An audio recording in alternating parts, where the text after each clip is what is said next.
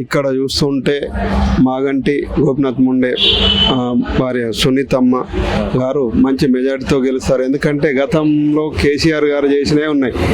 ఇప్పుడు ఎలాంటి డెవలప్మెంట్ లేదు. ఇప్పుడు రోడ్లు కానీ ఇంకేమన్నా పథకాలు కానీ అప్పుడు కేసీఆర్ హయాంలో చేసినవి ఉన్నాయి. కానీ ఇప్పటి వరకు ఈ గవర్నమెంట్ వచ్చి 23 నెలలు అవుతుంది.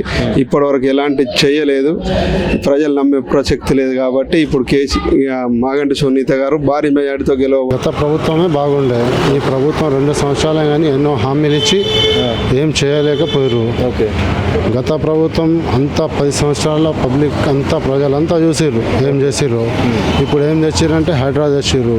హైడ్రా గురించి మొత్తం పేద ప్రజలైతే మీరు చూస్తారు, అంతా చూస్తారు, ప్రజలంతా చూస్తారు, సమాజం అంతా చూస్తుంది. చిన్న చిన్న పిల్లగాళ్ళు ఏడుస్తారు హైడ్రాతో, అంత పరేషాన్ ఉన్నది. ఇంకొకటి ఏంటంటే మా మైనార్టీల గురించి 2 సంవత్సరాల నుంచి మైనార్టీ మంత్రి లేకుండే ఈరోజు సడన్గా అజరుద్దీన్ని తెచ్చి మంత్రి పదవి తెచ్చి మా ఓట్లు గొన్నుగాలని చూస్తే మా ఓట్లు గొన్నుకే పరిస్థితి లేనే లేదు. నవీన్ యాదవ్ అనేది లోకల్ క్యాండిడేట్ కాబట్టి ఈ మెజారిటీ ఎక్కువ ఉంది. ఎందుకంటే యూత్లో కొంచెం ఆయనకి మంచి ఫేవర్ ఉంది, ఫాలోయింగ్ ఉంది. ఎందుకంటే గల్లీలలో తిరుగుతాడు కాబట్టి ఆయనకి కొంచెం ప్రజల మెప్పు కూడా ఉంది.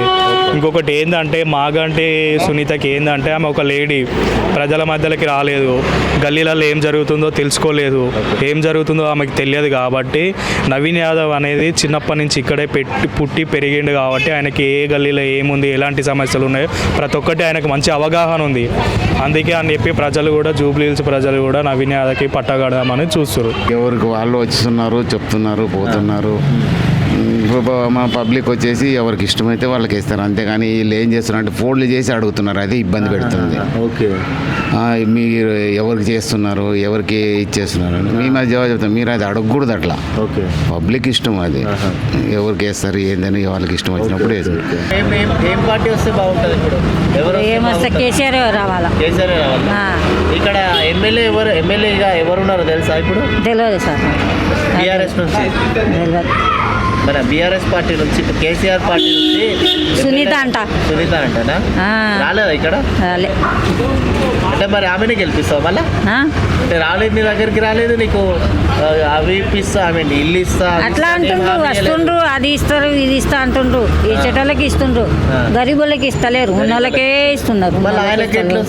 ఇప్పుడు ఈయన అంటారు, ఈయన ఇస్తే ఆయన వాళ్ళు ఇస్తారు. ఎవరికి ఏమో తెలుస్తాం, అప్పుడు చూద్దాం వేసినప్పుడు పరిస్థితి బట్టి వేస్తాం.